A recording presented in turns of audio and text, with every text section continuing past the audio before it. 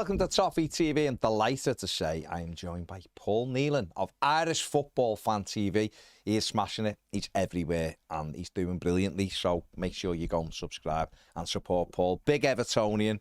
And he's here to have a little chat about Jake O'Brien, who is becoming a cult hero, Paul, at Everton. You were over after he'd signed. You actually spent a bit of time with him, if I remember rightly. And we were hoping that he'd get a run in the team. It didn't happen for whatever reason, but David Moyes come in and all of a sudden Jake is in at right back. And he started the last 9 games and he's been, I think it's fair to say, brilliant. What have you made of it all? Yeah, I mean, it was a shock to see him as a right back and playing that, like, basically where Seamus Coleman would play normally, you know, if he's fit. But yeah, unfortunately, Seamus hasn't been. But no, Jake has never really doubted his ability. A lot of people were kind of surprised about his quality on the ball, but I think anyone who watched him at Leon could see he was more than capable and more than comfortable. And also in the back end of last season, when he came in and played for for Ireland against Portugal, he was probably our only good player against Portugal. He's the only one who actually looked sharp. I think he might have finished the season a little bit later than others, being in France, but he had the cup final as well, so he kind of came in a little bit later, so he was a little bit sharper. But Portugal were just about heading to the Euros at that point, but he looked very, very good. So I could see that there was a player there. I was surprised that we went for him, considering just the way Dyche is and stuff like that at the time. And I was obviously thinking then, what's that going to mean for Brantwaite if that's the case? But thankfully, nothing happened there. But no, I've been absolutely pleasantly surprised to see him slot in at right back. But I had no issues when I saw that he was coming in. I just kind of wanted to see how he would adapt to the pace of the Premier League, and I think he's adapted like a duck to water, really.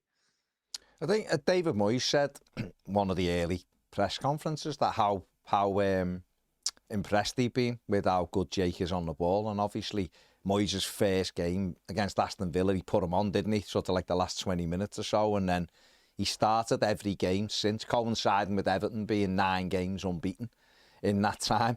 I'm just looking at like Sofa Score, just to give ratings, obviously.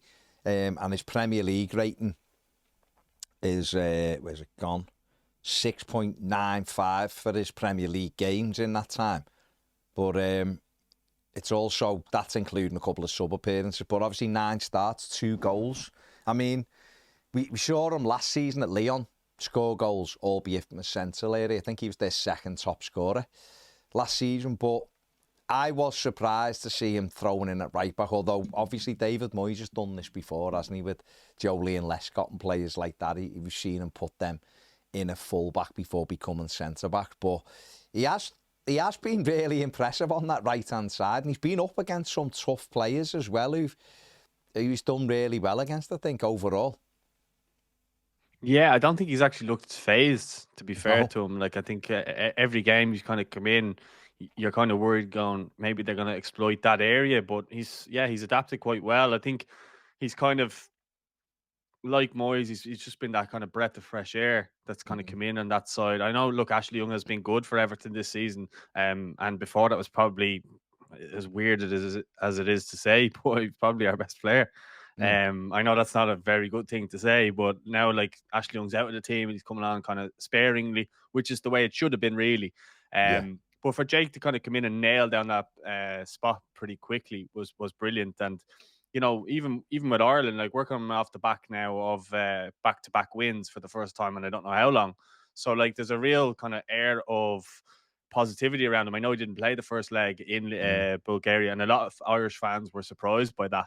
But then he came in and he slotted in as a left centre back the other night there, and I thought he was brilliant. He just didn't look phased at all. It was his first start in the Aviva, just completely seamlessly slotted in there. And that'll obviously be a position that he'll be looking to play for Everton at some stage, whether that's on the left hand side, I'm not sure.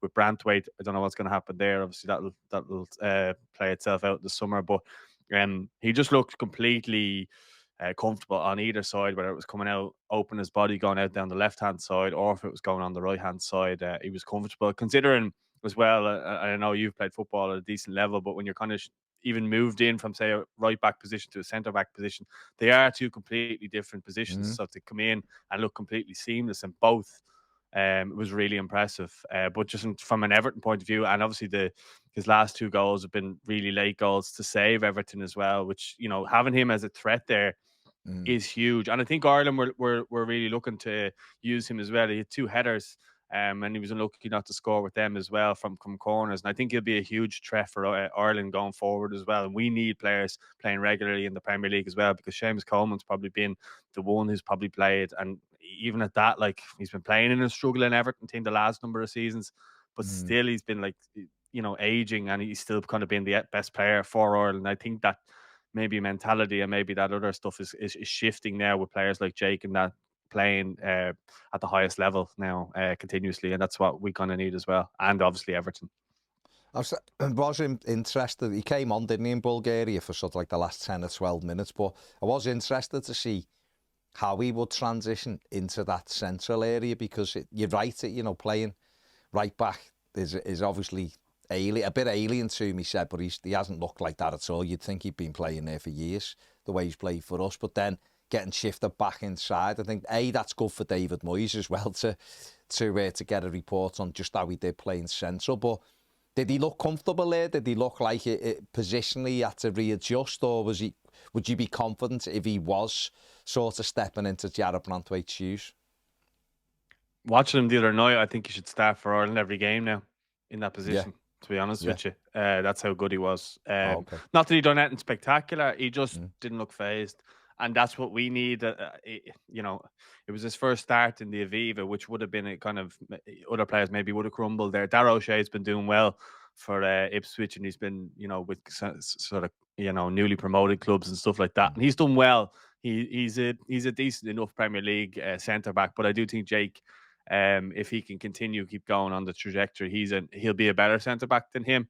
And I think, having looked on the evidence in that game, you think Nathan Collins and Jake O'Brien should be the starters going forward. If it is a back four or if it's a back three, I think he has to be in there now going forward. I just think, when some players just kind of come in, you just kind of look and go, okay, yeah, from now on, he just gives us that bit of balance. And yeah, as I said, it's just seamless. Like, he didn't look phased in any way, shape, or form. Confident on the ball when he was being pressed. He just check inside really quickly, and then just immediately beat the press that way, and just laying it off to players and stuff like that. Again, just calm and composed at the back, which is well what Ireland and Everton both need. Yeah, I've been really impressed with how calm he sort of has been on the ball, and I think a lot of people made snap judgments on him following a Roma pre-season friendly, and he got caught in the opening minute by Dovbyk, and that was it. It didn't happen again. But people were like, "Oh, he's slow," which is crazy, because he certainly isn't slow. And then obviously we had a manager who was scared of his own shadow, so he was never going to risk putting him in, But just looking ahead sort of to next season, because obviously there's talk about Branthwaite, whichever one you want to believe, whether he's going to sign a new contract with Everton or whether he's reassessing his career. But if you, sorry, James will cut that. If you had to, put your hat on where he would be next season, do you think he could just stay as Everton starting right back next season as well? It's interesting.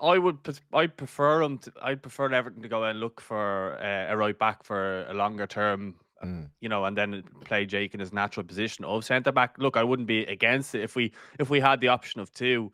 Then I wouldn't be against it. You know what I mean? As in, like, if Jake was the maybe reserve right back, if we had to put him there, but playing centre back if we can position him there. Whether that means he takes Tarkowski's position, or whether that means it comes in and is a replacement for Branthwaite. Well, we don't know what's going to happen there yet, but that remains to be seen. But I made a prediction, I think, when I was talking with Ped, if he is to get in, I think I said I thought he might get in when we had that busy December period, and if he got in, he would stay in.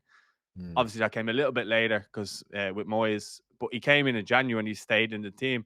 I think Jake is someone who, he's a quiet lad off the pitch, but when he's on the pitch, he seems to be quite vocal. I said as well, I think he could be a future Everton and Ireland captain, and I still believe that. It's just kind of with David Moyes, I think he's the perfect manager for him. We've seen, obviously, you said it already, Baz, with like Lescott, Jagielka, Seamus Coleman at right midfield as well. He's done it with players in the past. And then eventually they've kind of come in and played their best football in, say, centre back or right back for Seamus. So I think, his long-term position is definitely centre back. I mean, the size of him as well. Yeah. I think he can't play right back for too long unless you're young. Obviously, he is young, but I think it's long-term centre back. Next season, as I said, I think even if Nathan Patterson, the jury's out with him at the minute, I know, but it's if Everton go to look for a really good, young, slender kind of right back, I think Jake could then easily slot back in as a centre half, and the way he's playing, he could break that partnership up potentially. Which I didn't ever think I'd say, to be honest with you. It's just the performance. I've just been so impressed with him since he's came in. He hasn't looked back. No, and obviously one thing we want him to do, and he started to do, is get on the end of things as well, because he's a big unit. He scored, I think, 7 goals for Leon last season, and he's got 2 already in 9 for Everton. And we want him to be more dominant off corners as well. I mean, our corners would have to be far better, as David Moyes has already alluded to.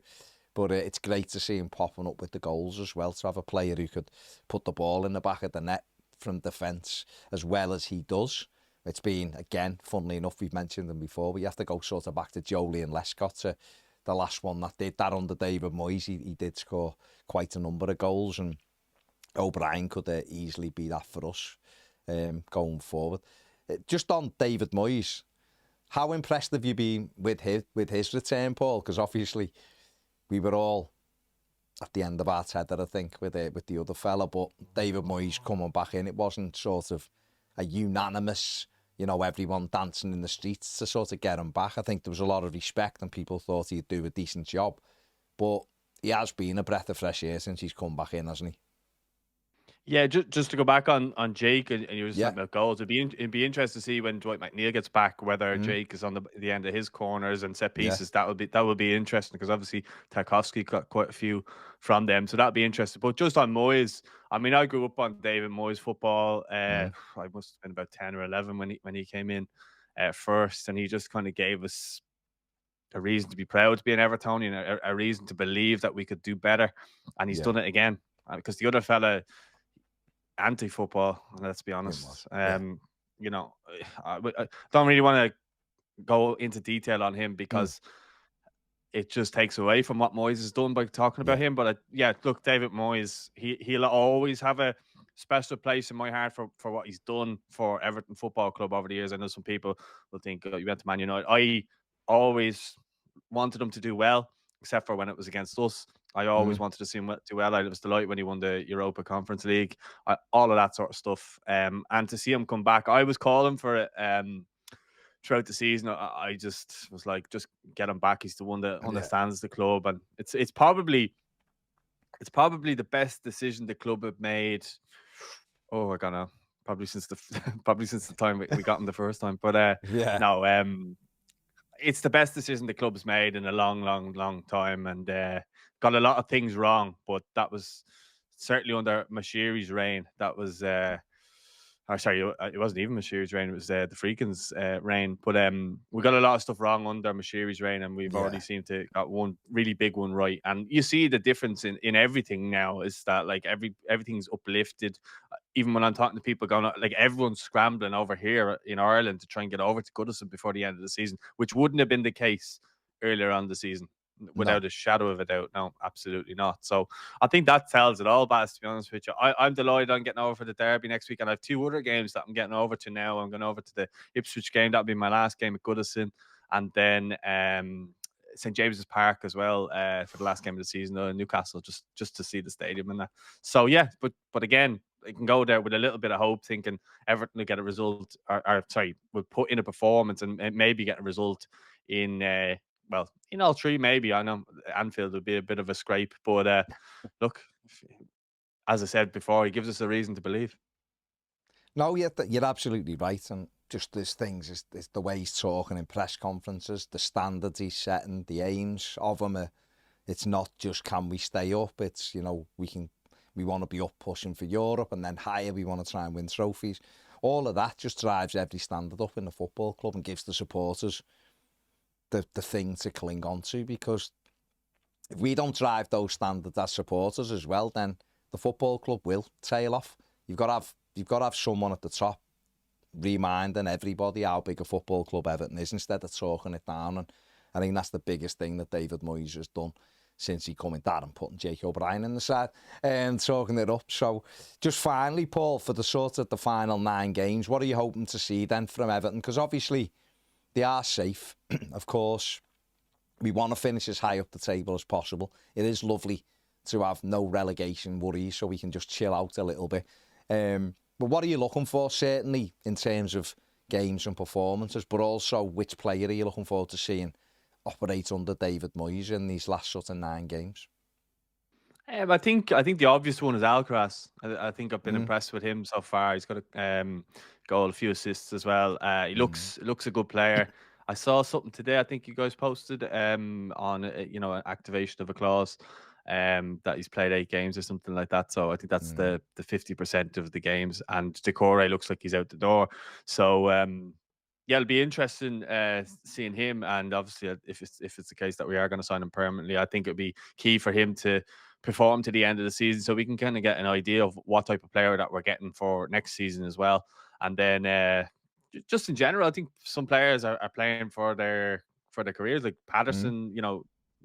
He could potentially go in the summer if he's not willing to kind of put the performances or put the effort in for the last 9 games, as you say.